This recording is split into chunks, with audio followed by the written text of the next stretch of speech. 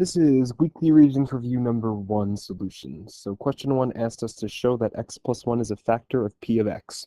Explain your reasoning. So there's two ways I can show that x plus 1 is a factor. I could divide it in and hope that I get a remainder of 0. Well, if you attempted to do this division, I would have to have a whole bunch of placeholders between x to the 42nd and x. So using division here is not going to be the way that we want to go. We're going to want to have to use the remainder theorem. If x plus 1 is a factor, then x equals negative 1 is a 0. X equals negative 1 is a 0, and I can check that it's a 0 by checking p of negative 1. By finding p of negative 1, p of negative 1 is the remainder after I divide by x plus 1. So let's find p of negative 1. I get 19 negative 1 to the 42nd plus 18 times negative 1 minus 1. Well, negative 1 to an even power is just 1, so 19 times 1 minus 18 minus 1. 19 minus 18 minus 1 is 0. So, after I divide by x plus 1, my remainder is 0. So because my remainder is 0, x plus 1 is a factor. Number 2, factor this expression completely. Well, I have 4 terms, so I have to group. So I'm going to group the first 2 and group the last 2. X squared is the GCF from the first 2, and I'm left with x minus 6. I need an x minus 6 over here, so I'm going to have to factor out a negative 6. My new GCF is x minus 6, so I'm going to factor out that GCF and be left with x squared minus 6. Some of you were very tempted to factor x squared minus 6. You can't factor it over the integers, so normally if we can't factor it over the integers, we just leave it alone and call it a day. It's not the difference of perfect squares because 6 is not a perfect square. So that's factored completely. Number 3, compute this quotient. I know a lot of you are long division fans, so I'm going to go with long division. Sorry, reverse tabular people. But it's the same pieces, just in different places. So I'm dividing by x plus 2, and my dividend is x cubed plus 2x squared plus x plus 6. So x squared times x is x cubed. X squared times 2 is 2x squared. Now I need to change my signs to subtract, and I get 0. That might have freaked you out. That might have freaked you out that you got 0, but that's 0, and I'm just going to bring the next terms down, because that was 0, and start the process again. What times x was x? Well, plus 1. 1 times x is x, and 1 times 2 is 2. Change my signs to subtract, and I get a remainder of 4. So my final answer is x squared plus 1 plus my remainder over my divisor. Number 4, find the average rate of change for m of x over this interval. We have to remember that average rate of change is really slope. Average rate of change is what's the slope between those two x values. So you could really just do change of y over change in x, or you could use it you can use the average rate of change formula with function notation.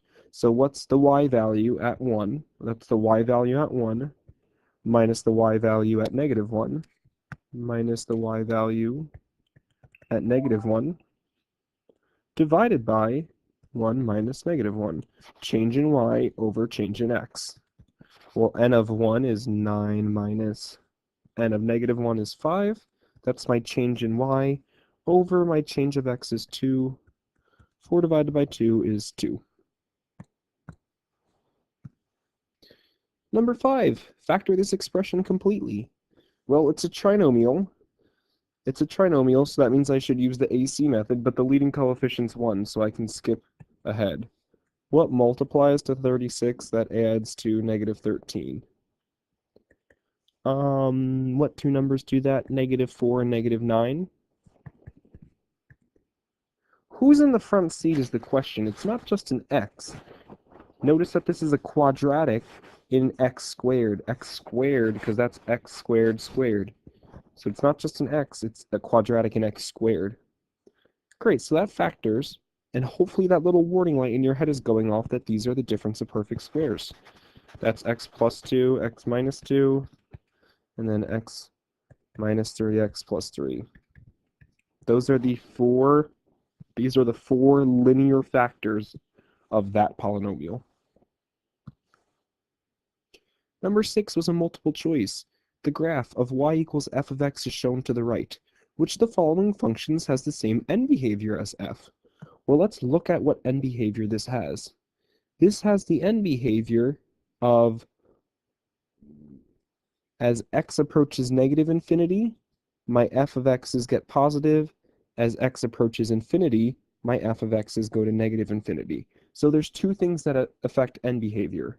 The degree, the highest power, which is the degree, and the leading coefficient.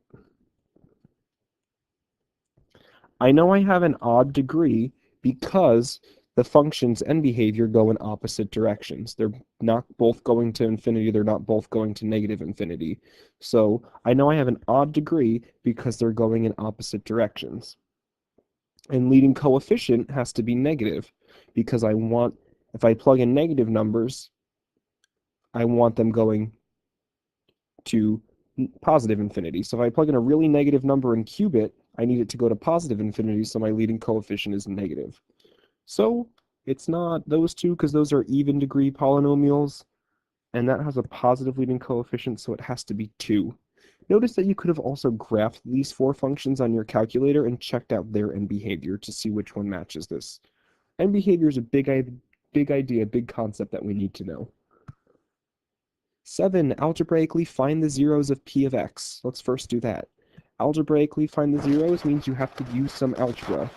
So let's say 0 equals x cubed plus x squared minus 4x minus 4. I have 4 terms here, so I have to factor by grouping.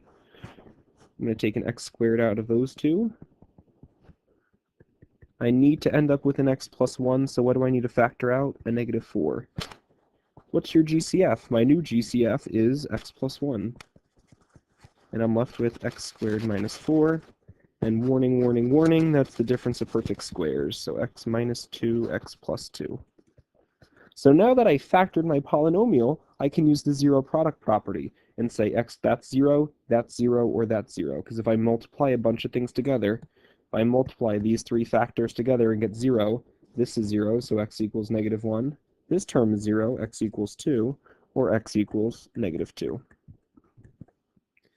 Those are the zeros of this polynomial. So, graphically, those are where it's going to hit the x-axis at negative 1, 2, and negative 2.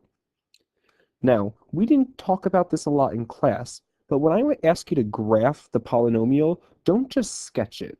Don't just sketch it using end behavior and the zeros. Actually go to your calculator because you have graph paper here and plot the points. Plot points that you get from going to your table.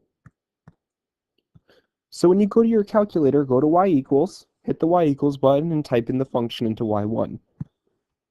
Your graph should look something like this. But how am I going to know exactly what to graph?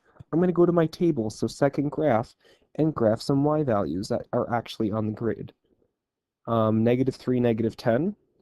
So negative 3, negative 10. Negative 2, 0, we have already. Negative 1, 0. So I could have gotten my zeros not algebraically. I could have used my table, but they asked us to do it algebraically. 0, negative 4. My y-intercept is negative 4. Notice, too, how that was that constant term there. That constant term in your polynomial when written in standard form is your y-intercept. 1's negative 6. 1, negative 6. 2, 0, and 320. So I can't graph 320, so it needs to go up really fast there. Again, notice that even though those two zeros are next to each other, the function still increases and reaches a relative maximum between those 2 points. So make sure my graph reflects that, even though I don't have that point there. So I'm going to start from down below,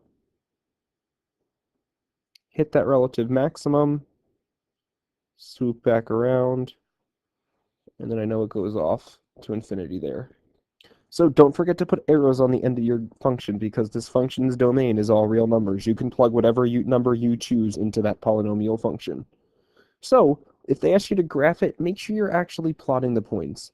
Get in the habit of labeling your graphs too. Just in case you ever graph two things on the same set of axes, they need to be labeled. So this is the graph of y equals p of x.